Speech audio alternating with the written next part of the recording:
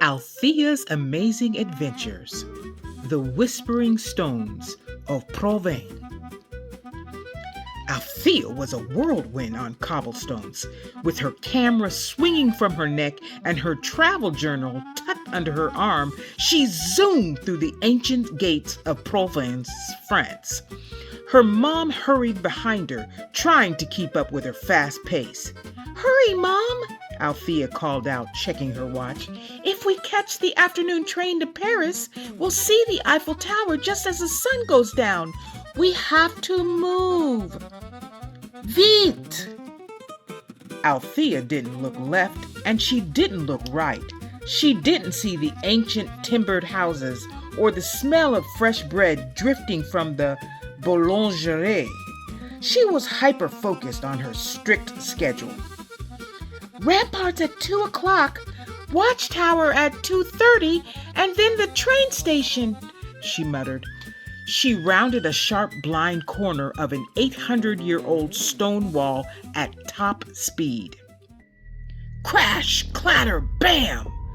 Althea collided straight into a boy kneeling on the ground. Wooden toolboxes tipped over, a soft brush, a small chisel, and a magnifying glass skittered across the uneven stones. Althea's travel journal flew open, pages fluttering through the air, and her camera lens cap rolled away, bouncing right into the boy's shoe. Quel désastre! What a disaster! "Oh my goodness! Je suis désolée! I am so sorry," Althea cried, scrambling onto her hands and knees to grab the scattered tools. "I was running so fast I didn't see you." The boy didn't look angry at all. He quietly picked up her camera lens cap and handed it to her with a calm, patient smile. "Doucement, traveler," he said softly. "Je suis Matisse," the boy said, helping her gather her fluttering journal pages. "My name is Matisse." He looked at her filled-out itinerary and smiled. "You are trying very hard to write your own story, but you are running too fast to read the one that is written right here." Althea blinked. "What do you mean? It's just an old wall." "Ah," Matisse whispered. "Regarde. Look closer." Matisse pointed to a faint, hand-carved symbol embedded in the limestone. It looked like a tiny secret star. "This is a mason mark," Matisse explained, gently brushing away a bit of dust. "An apprentice stoneman carved this exact mark 800 years ago. My grandfather taught me how to find them and how to clean them so they don't disappear. It is le patrimoine, our heritage." "An apprentice?" Althea asked, sitting back on her heels. "Yes," Matisse nodded proudly. "In France, we pass down our history from generation to generation. My grandfather is a master mason. He teaches me the secrets of the stone, just like his grandfather taught him. We are the storytellers for the people who lived here long ago. We protect the past."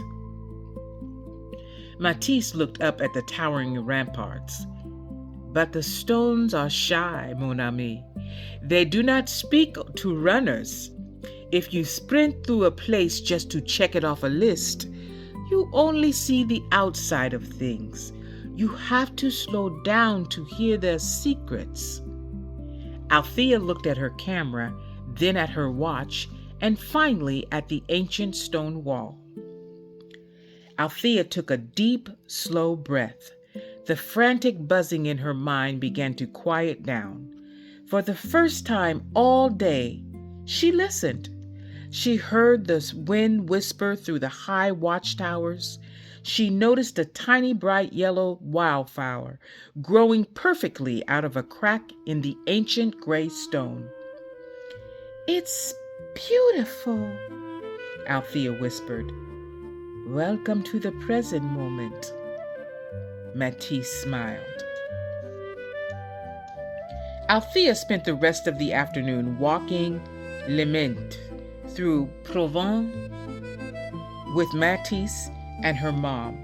He showed them the hidden underground tunnels and told them grand stories of medieval knights and ancient festivals. Althea realized that by rushing to see the biggest monument, she had almost missed the deepest magic of all. When it was time to finally catch the train, Matisse handed Althea a small, smooth piece of local limestone. A reminder, Matisse said. We are all caretakers of the future. When you write your adventures, you carry our stories to the world.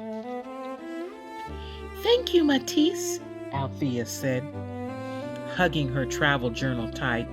Au revoir. That evening, Althea and her mom stood in Paris, looking at the glowing spectacle, Eiffel Tower. Around them, crowds of people were rushing, snapping quick photos, and running away. But Althea stood completely still. She squeezed the little French stone in her pocket, took a deep breath, and smiled. She was right where she was supposed to be.